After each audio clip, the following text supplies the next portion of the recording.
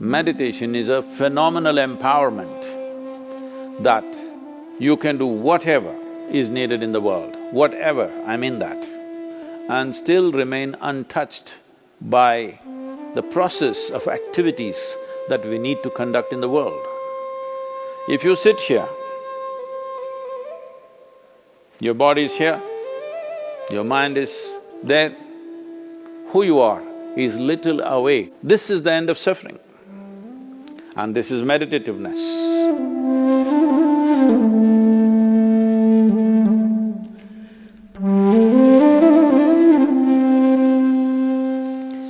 Namaskaram. Probably the second most repeated word, oft-repeated word in these last few weeks,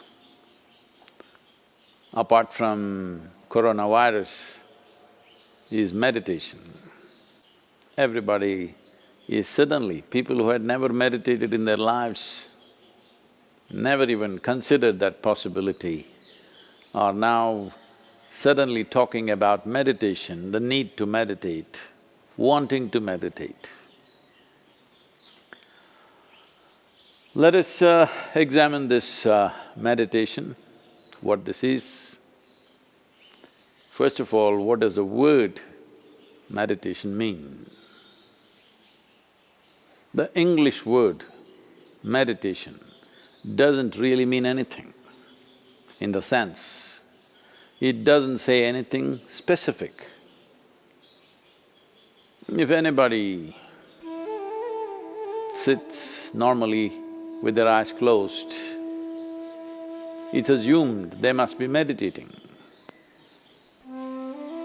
One can sit with their eyes closed and do many things. You can do japa, tapa, dharana, dhyana, samadhi, shunya, samyama, or you might have just mastered the art of sleeping in vertical postures. So the word meditation in English language doesn't specify anything. Generally we assume, or generally people assume that meditation means dhyana. In Tamil Nadu it's dhyanam, if you go little north it's dhyana, if you go really up north it's dhyan. If you go further up it becomes chan, if you go little more east it becomes zen. Same thing. So, what is this dimension that we are trying to describe with this word meditation? One fundamental thing that we need to understand is, you cannot do meditation because meditation is a quality. A quality is a consequence of a certain process. You can initiate a process, you can conduct a process. You cannot conduct a quality. Quality is just a consequence. It is like you want flowers in your garden. You don't sit there and do flower meditation. You know what happened to the flower people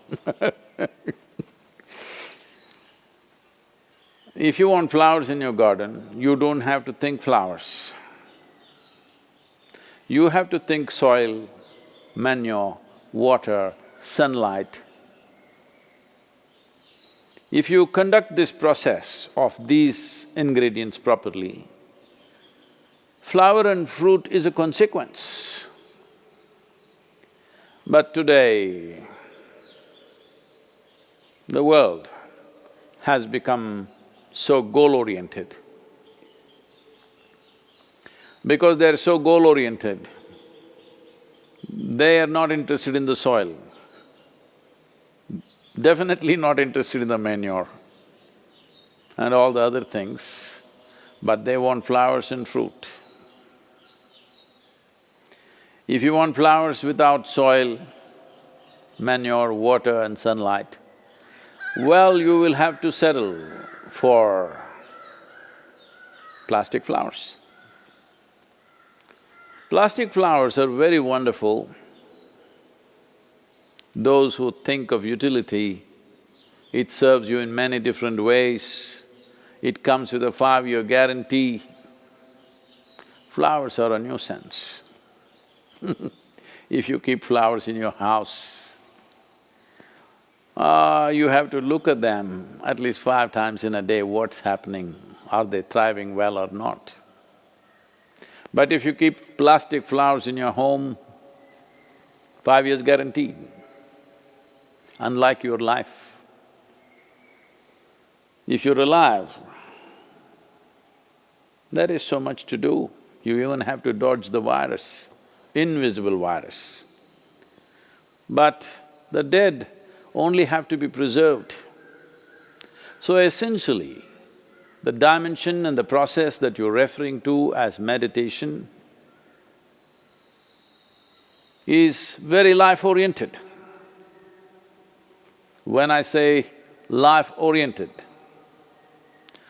today largely you are material-oriented or at the most mind-oriented, maybe emotion-oriented or physical body, which is a material again. Largely life has become like this. People's idea of life is, if someone says, "my life," you're supposed to understand they're talking about their job. They're talking about the economic condition in the country or in the world, about their car, maybe about their dog, sometimes about their husbands or wives. It could be anything. But the only thing that's truly life is what is throbbing in this. This is life. The rest are arrangements that we have made, hoping that these arrangements will allow us to enhance our life. Whether it's education, career, relationships, marriage, children, wealth, whatever. All these things one is after only in the hope that it will enhance our life. As you know, most people, instead of enhancing their life, largely get entangled with these accessories. Accessories have become larger than the life process. Well, I think in a very cruel way, the virus is bringing focus on the life. You suddenly understand your expensive home has become a prison. Your expensive car is as good as junk because you can't drive it, at least for some time. And right now, the world is in a situation where we do not know how long will it take before you're back on the road and swing around a little bit in your automobile. You do not know. So now naturally a whole lot of people are asking all over the world, how to meditate, what should I do? As I said, you cannot meditate, but you can become meditative because it's a quality. If one cultivates their body, mind, emotion and energies to a certain level of maturity, you will be naturally meditative 24 hours of the day. Meditation is not an impairment that if you're meditative, you have to close your eyes and be limited to one place. Meditation is a phenomenal empowerment that you can do whatever is needed in the world, whatever, I mean that. Whatever is needed in the given situation and still remain untouched by the process of activities that we need to conduct in the world. This empowerment or without this empowerment. In fact, a human being is crippled because if what you have to think, feel, understand and act in the world is going to rub off on you in such a big way, naturally you will hesitate to do what is needed. Naturally you will avoid doing things that need to be done. In a way, the moment you are in a state where your own activity and the activity of the world around you and the activity of your mind and your emotion, once they are impacting you every moment of your life, then in some way you will cripple yourself because naturally you would want to keep the scale of your life very limited because activity, thought, emotion, involvement with life can cause enormous amount of suffering. Once there is fear of suffering, knowingly or unknowingly, you will limit the scope and possibilities of your life. Meditation means just this, in a very simple way if we have to put it. If you sit here,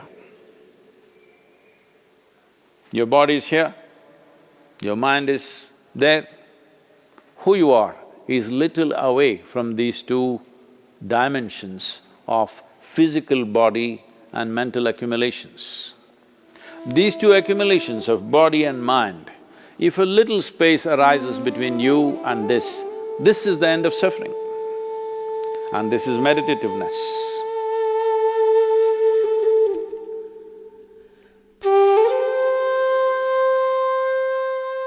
Isha Kriya is an extremely simple process but a powerful tool.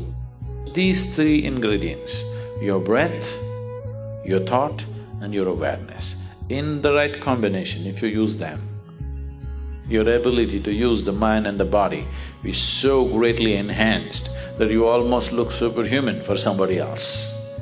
But I'm telling you, this is human. This is not about being superhuman.